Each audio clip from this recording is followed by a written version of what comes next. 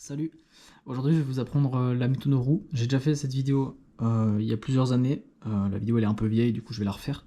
Sachant qu'en ce moment, roue est un peu dans l'actualité, surtout dans le monde de l'OH, parce que c'est devenu meilleur que CFOP. Et du coup il n'y a pas beaucoup de vidéos en français. Du coup je vais refaire la mienne en un peu mieux j'espère. Et voilà, soyez indulgents parce que c'est pas une méthode assez simple à expliquer vu que c'est une méthode très théorique. C'est-à-dire qu'il n'y a pas vraiment de set d'algo à connaître, etc. C'est très intuitif, on peut tout se créer soi-même. Et surtout, par exemple, ces deux algos-là, à la fin, on en aura besoin, mais je trouve qu'ils sont pas faciles à montrer la différence, ils se ressemblent beaucoup. Pourtant, c'est pas les mêmes. Bon, après, ils sont juste symétriques, mais on va pas le dire. Voilà, donc je vais commencer par une solve où je vais pas encore expliquer, juste pour montrer les différentes étapes. Alors, je vais commencer d'abord par faire un bloc, donc 1 par 2 par 3. Voilà. Et après, on fera son symétrique. Donc par exemple, là, j'ai le bloc qui est déjà mis avec une arête. Donc, ces deux-là, ils vont derrière. Parce que ici, ça sera le rouge. Comment je peux mettre ça derrière de matière optimisée? Je peux faire directement ça. Pour l'insérer comme ça. On y reviendra après, hein, mais le but c'est de le faire de la manière la plus optimisée. Avec le moins de mouf possible, parce que du coup, la tranche M peut être cassée, on s'en fout. Voilà. Donc après j'ai la deuxième, donc je vais avoir ce cas-là, que je pourrais résoudre comme ça. Lui, c'est bien mis. Donc là, je fais le bloc opposé. Ce cas-là, il est pas très beau. J'aurais sûrement fait comme ça. Et maintenant, il me reste le dernier. Là, j'aurais sûrement pas réfléchi. J'aurais fait comme en CFOP. L'étape d'après, ça sera d'orienter les coins au-dessus. Donc avec soit une CMLL qui sert à ça, soit une COLL, soit vous les faites comme si c'était un 2-2, puis un algo de PLL. Mais voilà, ça peut être intéressant d'apprendre des algos. Donc là, moi, wow, je me suis loupé. J'aurais fait une COLL. Je suis pas obligé de faire ça. L'étape d'après, ça sera d'orienter les arêtes de mal mise. Donc, par exemple, ces deux-là, si vous voyez, elles sont pas bien mises. Genre en utilisant M et U, il va falloir les orienter. Donc là, on va dire que c'est des algos, mais ils sont très faciles à retenir. Il doit y en avoir 5 ou 4. Il va falloir se ramener à tout mettre. Oui, ça peut être du blanc ou du jaune, hein, en haut. Attention. On y reviendra aussi. L'étape d'après, ça sera de mettre celui-là et celui-là de bien mis en même temps. Donc là, on a déjà le bleu, mais il faut le vert en face. Donc j'aurais mis ça comme ça. Et là, je peux, voilà. Et après, du coup, là, ça sera la dernière étape, donc ça sera un de ces 4 algos. Et là, le cube il est fini. Donc c'est parti. On va commencer direct par la première étape, donc c'est-à-dire le block building, ce qui est de très loin l'étape la plus théorique. C'est pas l'étape la plus simple dès le début, parce qu'il faut passer beaucoup de temps à trouver un peu les cas opti. Et c'est pas facile, surtout quand on sort de CFOP. Donc là j'ai le vert en 1 move par exemple. Je vais commencer par ce bloc là du coup. Parce que je commence toujours en vert ou bleu sur le côté. Et maintenant la question c'est comment, de manière optimisée, je peux compléter ici et ici. C'est la question. Donc, moi je vois que j'ai ces deux là. Donc, les verts rouges et blancs. Donc je vais les ramener au-dessus. Et vu qu'on est en roue, on s'en fout de la layer M. Donc là, j'aurais pu le créer comme ça. Je m'explique, c'est-à-dire que voilà, on a ces deux cas opposés. Qu'est-ce qui m'empêche de soit descendre lui U2 et le ramener à côté, ce qui me fait une paire. Soit je peux faire quoi? Je peux faire M2, ramener lui là, et juste un M. Et après là on a notre 4 créé. Et après on le met à côté, Et attention, on n'est pas obligé de l'insérer comme ça spécifiquement. On peut très bien l'insérer comme ça. Parce que, en roue, on s'en fout de cet endroit-là. Il faut faire la méthode qui est la plus pratique pour vous. Après, typiquement, j'aurais ça. Ça, je l'aurais sûrement cassé en deux. Et là, j'aurais pas inséré comme ça, je pense. Je pense que j'aurais fait un L', un petit L', et je l'aurais inséré comme ça. Parce que ça passe bien, on peut faire comme ça. Après, il faudrait faire l'autre bloc, du coup. On a le bleu, là. Donc là, on l'a mis sur le côté. Et on voit pas beaucoup de pièces, c'est pas pratique. Moi, je vois ça. Là, je l'aurais sûrement résolu comme un CFOP. Comme ça. Mais vu que je suis bête de ouf, il va devant. Mais on va pas le dire. Et ce cas-là, par exemple, il est intéressant.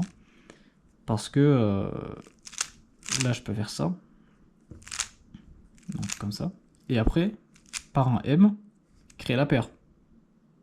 Et ça, c'est quelque chose qu'on n'aurait pas pu faire en CFOP parce qu'on aurait cassé la croix. Et là, je l'aurais inséré pareil. Comme ça. Donc cette étape, elle est faite.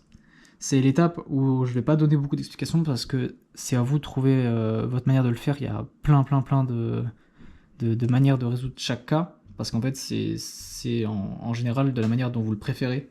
Il faut vraiment faire des moves qui vous semblent évidents ou faciles à passer, mais qui sont petits. Faut pas, le but, c'est pas de les créer en CFOP entièrement.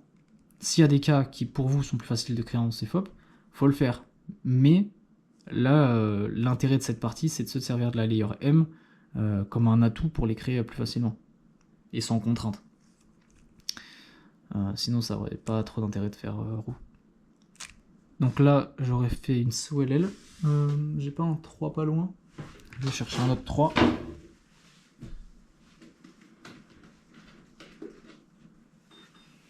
J'ai pris le pire cube, mais on veut pas le dire.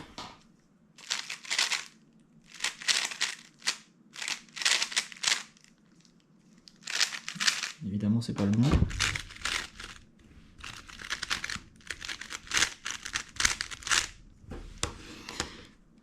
Je l'ai fait en blanc, mais vous voyez le truc. Là, typiquement, j'ai ça. On s'en fout des arêtes, attention. Hein. On veut juste les coins, nous. Là, c'est la même COLL que ça. C'est-à-dire qu'on a les deux mêmes couleurs là. Et le opposé ici. Mais là, on a pareil. Donc, on peut juste faire l'algo qui résout ça. Donc là, on peut utiliser juste une COLL. Donc. Après, il y a sûrement des algos de CMLL. Donc, les CMLL, c'est les algos qui sont spécifiques à roue pour résoudre ces cas-là. Je vais pas mentir, je les connais pas, parce qu'en fait, avec les COLL, on peut très bien se débrouiller. Mais il y en a certains qui sont plus optis. Donc, je vous conseille de vous renseigner. Je vous mettrai un lien sur Speedcubing Database. Là, soit on bidouille à chaque fois avec les mêmes cas. Donc là, on en a deux qui sont mal mis. Et deux qui sont mal mis là. Ce qu'on peut faire, c'est juste faire un m'U M. Comme ça. Pour voir si ça résout des trucs. Là, dans notre cas, ça nous en a résolu deux. Et on ramène les deux qui sont mal mis. Et dans ce cas-là, typiquement, quand on a juste une barre de 2 de mal mis, on se met sur le côté. On fait, entre guillemets, de l'algo. Pardon, faut se mettre devant. On fait l'algo. Et bah, ça nous donne le cas facile à résoudre. Le cas facile à résoudre, je vous le donne, c'est 1 de mal mis en bas, qui est devant nous, et 3 qui sont devant nous. Et là, bah, c'est juste, du coup, m'U, M. Et c'est résolu. À noter que ce qu'on appelle résoudre cette étape-là, c'est ramener le jaune en haut, ou un blanc en haut ou en bas, parce que j'ai commencé en face blanche. Si j'avais commencé en face jaune, ça aurait été pareil, parce qu'on aurait du jaune et du blanc, donc il aurait fallu du jaune ou du blanc en haut. Mais si j'avais commencé en face verte, j'aurais dû mettre les verts ou les bleus en haut, et en bas évidemment. Pareil en rouge, j'aurais dû mettre les rouges ou les oranges, parce que c'est les couleurs opposées. Faut le noter.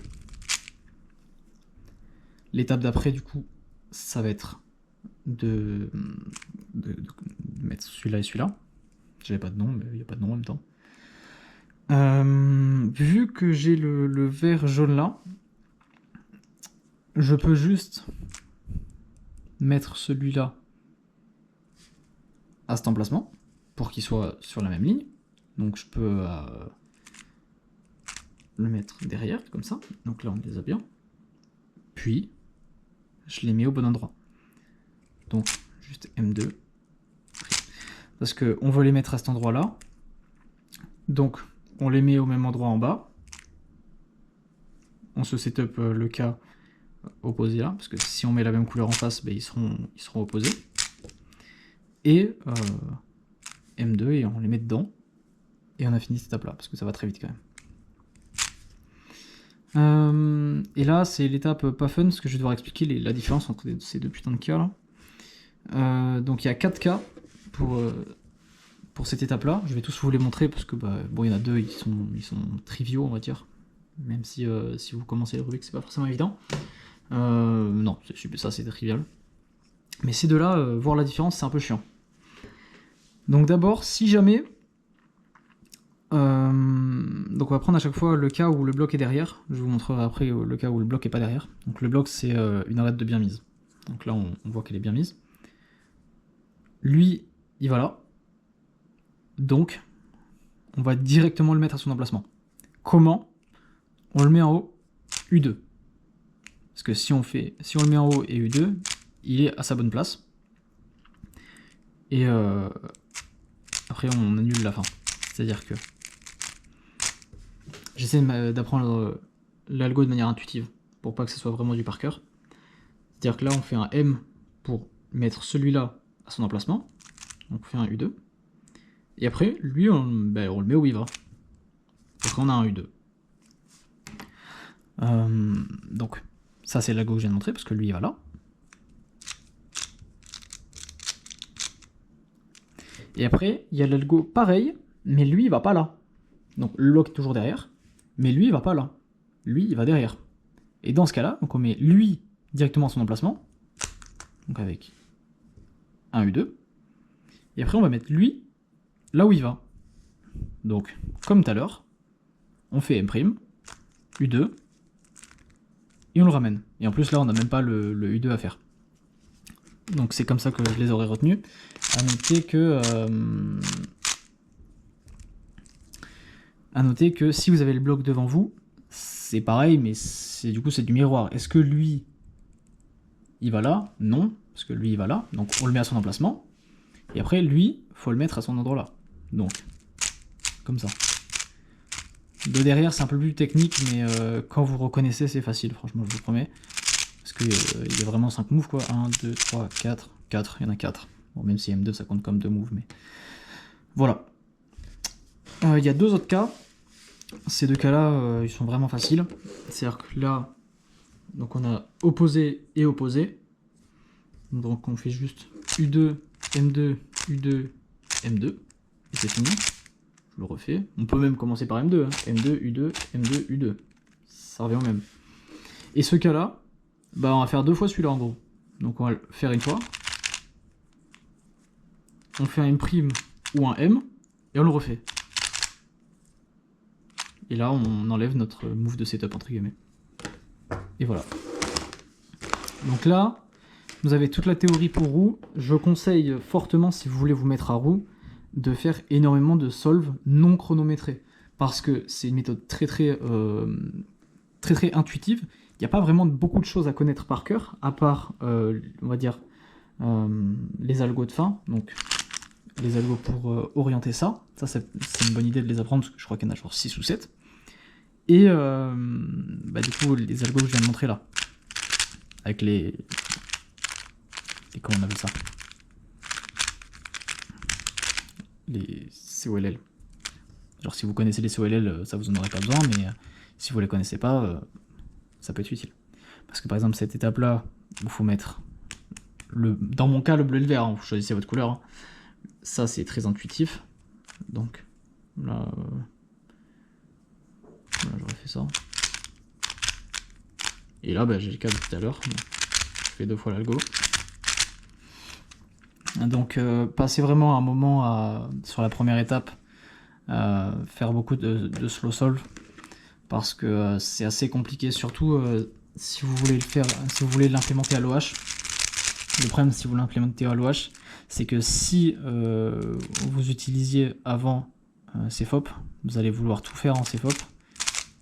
Alors là, je me suis battu pour tout faire en CFOP alors que j'aurais pu faire d'une autre manière. Genre là, par exemple, bon, moi je le fais pas à l'OH parce que j'arrive pas à faire les M2 à l'OH. Mais là, on aurait pu très bien faire ça et créer la paire comme ça. Et après, la mettre là. Mais c'est pour ça qu'il faut faire beaucoup de slow solve si vous voulez vous mettre à roue. Surtout au début pour créer les blocs. Parce que c'est vraiment l'étape la plus compliquée. Tout le reste coule de source. C'est vraiment soit du par cœur, soit il y a 4 cas différents. Donc c'est toujours pareil. Donc je vous conseille fortement de faire des cas différents. Si vous avez des questions, posez-les-moi. J'y répondrai. Je vais vous mettre les liens utiles des algos à connaître dans la description. Et voilà.